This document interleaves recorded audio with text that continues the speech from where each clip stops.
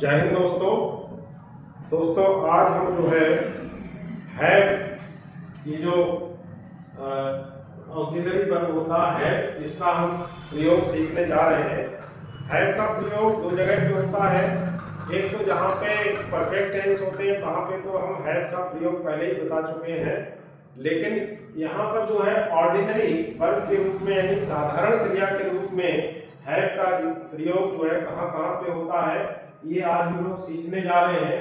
जैसे पहली जो स्थिति होती है वो होती है, पहले तो आप हैव का मतलब समझ लें। हैव का मतलब होता है रखना, यानी अगर किसी व्यक्ति का किसी दूसरे व्यक्ति पर या वस्तु पर कोई पोजीशन होता है, कोई अधिकार प्रकट होना पाया जाता है तो वहां पर हैव का प्रयोग होता है।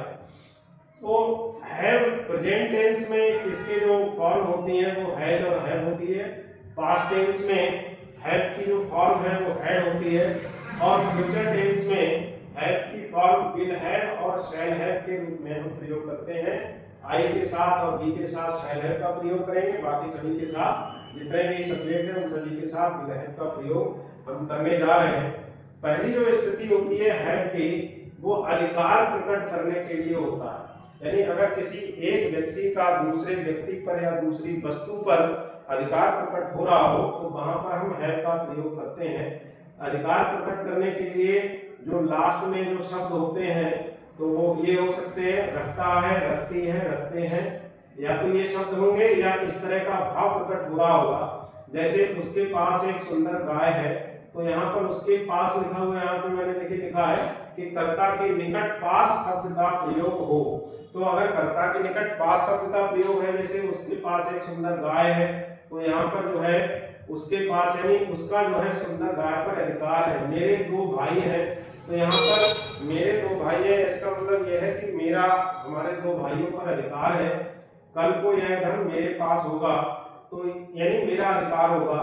तो ये जितने भी वाक्य हैं यहाँ पर अधिकार प्रकट होना पाया जा रहा है। तो ऐसी स्थिति में हम हैव का प्रयोग कर सकते हैं, यानी हैव की जो फॉर्म है तो इसके टेंस के अनुसार उनका प्रयोग करेंगे।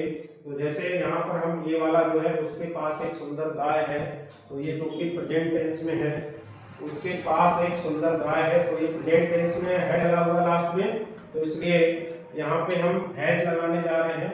तो he has a beautiful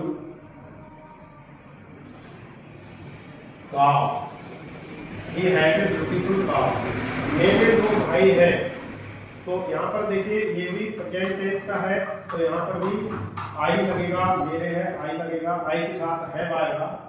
I have two brothers, I have two brothers. इसके बाद है कल को यह धन मेरे पास होगा, तो चूंकि होगा है ये फ्यूचर टेंस का है तो यहाँ पे होगा मेरे पास, मेरे की इंग्लिश यहाँ पे आई आ जाएगी। I shall have, I shall have this money, कल को यानी आने वाला कल है तो इसलिए इसकी इंग्लिश हो जाएगी टुमारो। लेखक के पास समय नहीं था तो यहाँ पर देखिएगा समय नहीं था, ये क्योंकि पास्ट टेंस का हो गया तो लिखेंगे the writer had not time. तो देखिए स्टूडेंट्स यहाँ पर ये जितने भी सेंटेंसेस हैं इन सभी में अधिकार का प्रकट होना पाया गया। तो ऐसी स्थितियों में हम हैड, हैव, हैड का प्रयोग कर सकते हैं। दूसरी स्थिति ये आएगी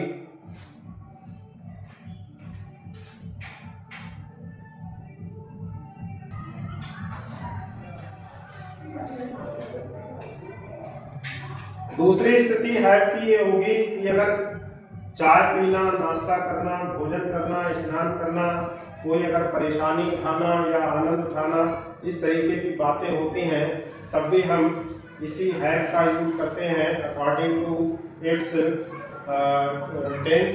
अगर प्रेजेंट टेंस का है तो हैज और हैव का प्रयोग करेंगे, पास्ट टेंस का है तो हैड का प्रयोग करेंगे, और फ्यूचर टेंस का है तो विल हैव या शैल हैव का हम प्रयोग करेंगे। जैसे मैं सुबह को चाय पीता हूँ, तो यहाँ पर ये अधिकार वाली स्थिति नहीं है, लेकिन ये जो स्थितियां मैंने यहाँ पर बताई हैं, वर्णित की हैं, तो इन्हीं स्थितियों में से है मैं सुबह को चाय पीता हूँ। तो यहाँ पर भी हम हैव का प्रयोग कर सकते हैं। पीने की जगह पे हम ड्रिंक न लगा के हैव लगा सकते हैं।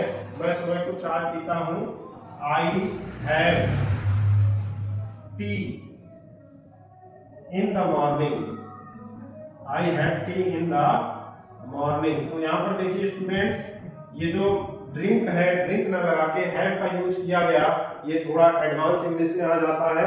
उसने दोपहर का भोजन 2 बजे किया, तो ही, अब किया ये पास्ट टेंस में हो गया, तो इसलिए इसका पास्ट टेंस हो जाएगा had. He had his lunch at 2 o'clock। अगला है, मुझे इस कार से कोई परेशानी नहीं है। देखिए यहाँ पर मैंने ये भी बताया है, आनंद उठाना है, परेशानी उठाना, तो वहां पर भी हम हैड का प्रयोग कर सकते हैं। तो मुझे इस कार से कोई परेशानी नहीं है, तो यहाँ पर चूंकि है प्रेजेंट टेंस का है, तो आई हैव नो, परेशानी की इंग्लिश होगी trouble, I have no trouble with this car. अगला है, उसकी आवाज बहुत मधुर है, तो शी हैज, यहां पर गॉड का प्रयोग करना ज्यादा एडवांस रहता है। She has got sweet voice, बहुत है तो इसलिए बहुत की भी इंग्लिश लगा देंगे, तो वेरी स्वीट वॉइस लगा देंगे, वेरी स्वीट वॉइस। क्या तुम 8 बजे नाश्ता करते हो? तो यहाँ पर देखिए नाश्ता, क्योंकि यहाँ पे नाश्ता मैंने बताया था, तो डू यू हैव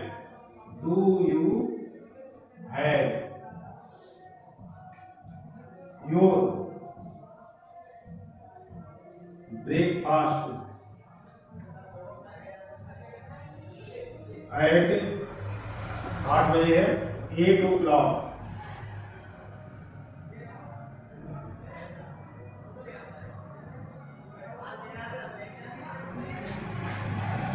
तो स्टूडेंट्स, आप, आई होप आपको ये समझ में आ गया होगा।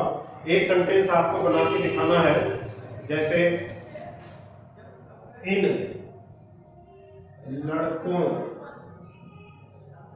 के पास एक सुंदर फुटबॉल है।